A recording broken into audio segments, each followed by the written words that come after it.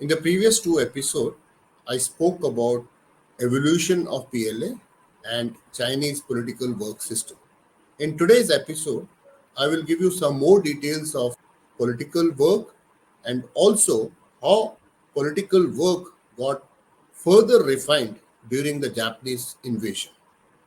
Like I had covered in the evolution of PLA, the Long March undertaken by the Communist Party is a very important milestone in evolution of the Red Army that time and PLA as we call it today. 86,800 cadres of the Red Army started a journey of 6,000 miles. 52,500 died en route. Only 8,000 could complete the journey, the rest either being captured by the Kuomintang army or decided to quit. This was the route that the Red Army had followed while undertaking this 10,000 kilometers, 6,000 miles long journey. They finally camped at Yan'an. It was at Yan'an that the political work as we understand today had got fine tuned. In the previous episode on political work system of the PLA, I'd covered in detail what does the political work mean. For those who had not seen the episode, the political work is aimed at maintaining loyalty, ideological purity, and discipline among the cadres of the PLA. While in Yan'an, Mao realized that the political work needs to be done at three levels, that is, with the local masses, with the soldiers, as well as with the enemy troops. A question that can be expected could be that the Chinese Communist Party targeted the masses, soldiers, and the enemy for carrying out political work. The methodology and approach differed. Write a note on the issue. While tackling this question, first of all, you should know what does political work mean. Give a short definition of political work. Divide your answer into three different approaches which the Mao took: one against the masses, against the soldiers, and against the enemy troop. The suggested format will be covered later in this episode. The next question with respect to Japanese invasion could be that the Communist Party and KMT joined hands to fight the Japanese. The outcome of this war on the CCP and the Kuomintang was vastly different. While CCP succeeded and spread its hold in China and ultimately became the ruling power, KMT lost its relevance. Recall how CCP used the occasion to strengthen itself and the KMT lost the opportunity. Before proceeding ahead, there was a question by the viewer which I want to answer.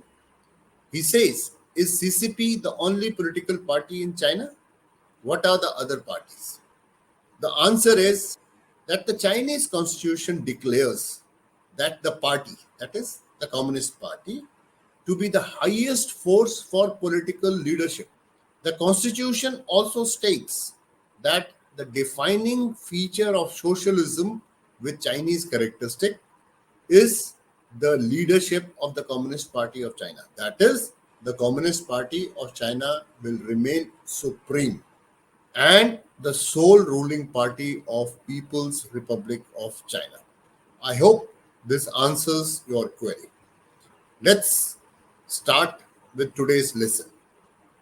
First of all, we'll see how Mao carried out political work amongst the masses. He realized that the majority of the masses were peasants who were exploited by the warlords and the landlords. Everybody was concerned with land, food, and security. While on one hand, he introduced certain socio-economic programs like taking the land away from the warlords and distributing it to the farmers. On the other hand, he ensured that the CCP troops do not become burden on the peasants.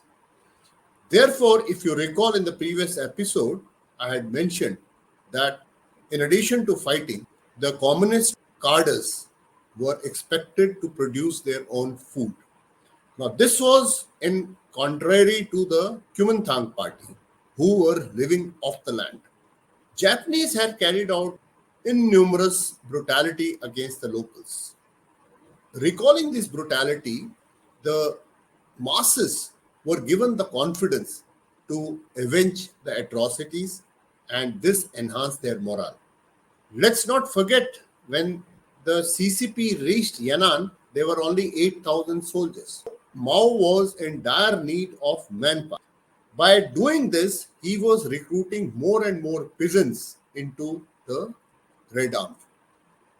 This induced nationalism, and at the same time, the growing antipathy and disillusionment with the corrupt, brutal, and unlawful KMT troops also helped CCP to attract many of the soldiers. There is a very interesting book called Thunder Out of China, written by White and Jacobi. I will read out one paragraph. If you remember this, you will understand the importance of CCP's work with the masses. If you take a peasant who has been swindled, beaten, and kicked about for all his waking days, and whose father has transmitted to him an emotion of bitterness reaching back from generations, if you take such a peasant, treat him like a man, the peasant becomes a man who has something to fight for, and he will fight to preserve it against any enemy, Japanese or Chinese. This, I thought, sums up the essence of the environment that existed at that time. And Mao was shrewd enough to understand that in case he wants to take support of the masses, he needs to target the peasants and he has to behave with them in an exemplary manner. Another important aspect was political work among soldiers. Part of it I have covered in the previous episode. Mao intended for the troops that they should treat the enemy in a strong and forceful manner. But while treating your own comrades, soldiers, civilians, and friends, our attitude should be humble and polite, which he called kingly manner. There was sessions organized publicly for the soldiers to carry out self-criticism. The families of the soldiers who were fighting against the Japanese, they were treated very, very well and were appreciated publicly. Mao also expected the peasants to publicly renew their pledge to support the Communist army. This is where Mao is seen with the troops on the front line. And the third important aspect of political work was against the enemy. The aim being to disintegrate the cohesiveness of the enemy. First of all, Mao said we need to define the enemy. The Japanese forces was divided into two groups. First being the imperialist Japanese army, that is the Japanese who were working for the Japanese army, which Mao referred to as Japanese bandits, and the Chinese troops who were employed by the Japanese army. This were referred to as puppet troops by Mao. However, he said that the center of gravity of the entire operation are these puppet troops, because if they are made to surrender, flee, or perform their duties poorly, the PLA would gain. There were organizations created for this, for the purpose of working against the enemy. At the Communist Party level, there was Enemy Area Work Committee. At the political department under the Central Military Commission was Enemy Work Branch. At the level of Route Army, Enemy Work Bureau. At regiments, Enemy Work Sections, and companies had Enemy Work Groups. So it was a very organized effort which was being carried out against the Japanese army. The result we'll see at the end. And propaganda themes were centrally created, and methods to spread it amongst the enemy was worked out in detail. Having seen the political army against the masses, soldiers, and the enemy soldiers, let's now talk about a Another very important milestone called Japanese invasion. The Japanese invaded China in 1937. The level of brutality was very, very severe. These farmers who were working in the fields, moment they saw Japanese troops passing by the road, they were expected to rush to the road and bow down in front of the Japanese soldiers. The photograph on the right represents the devastation of Nanjing during the Japanese invasion. There's a book called The Rape of Nanking, written by an American Chinese called Irish Chang. This gives out details of atrocities carried out by the Japanese. In one of the chapters, she speaks about there was a competition between the Japanese soldiers to number of Chinese who could be killed in shortest possible time. The person who won the competition had killed 110 Japanese in 2 hours. These atrocities were made public by Japanese who wanted to terrify the China into submission. However, it had opposite effect. Now, this was the spread of Japanese in 1937, which CCP was facing. However, the Nationalist Party, that is KMT, and the Chinese Communist Party, CCP, they decided to suspend war between themselves and joined hands to fight against the Japanese. While the KMT had 4 formation of the level of army, CCP contributed 2, that is the 8th Route Army, the army which had carried out the Long March, and a new 4th Army.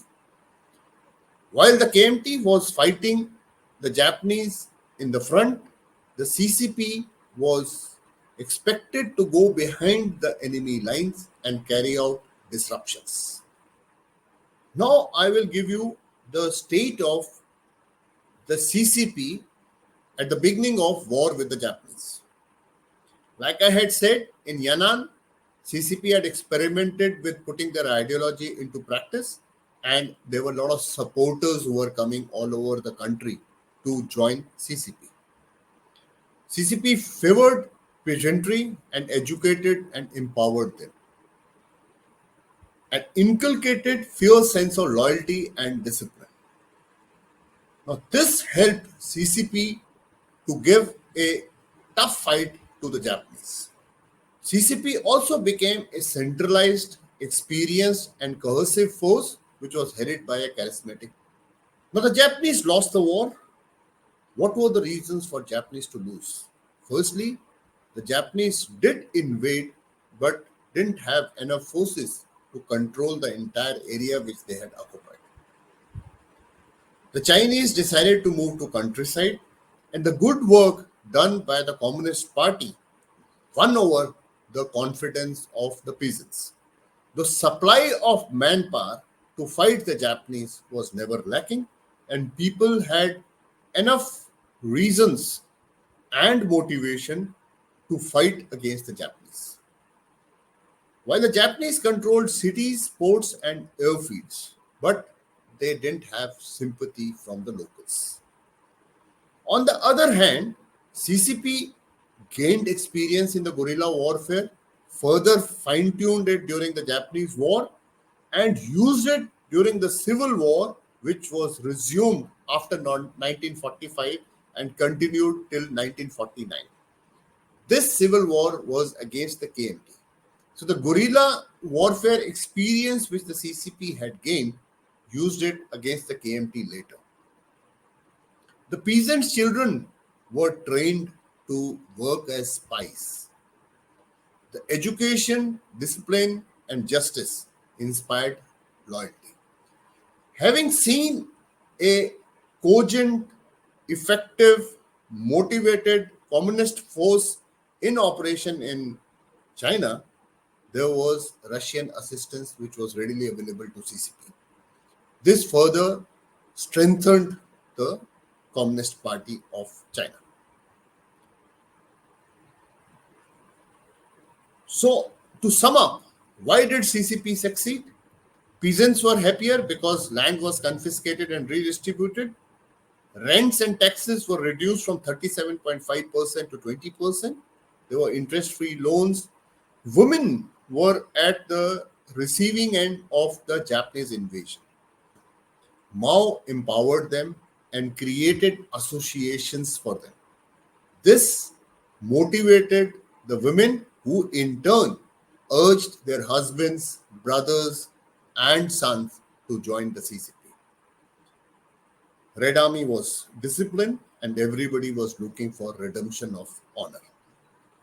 On the other hand, let's see why the Kuomintang failed. It was ill-disciplined army. Soldiers who came in contact with the communists, they found it very attractive and they switched sides.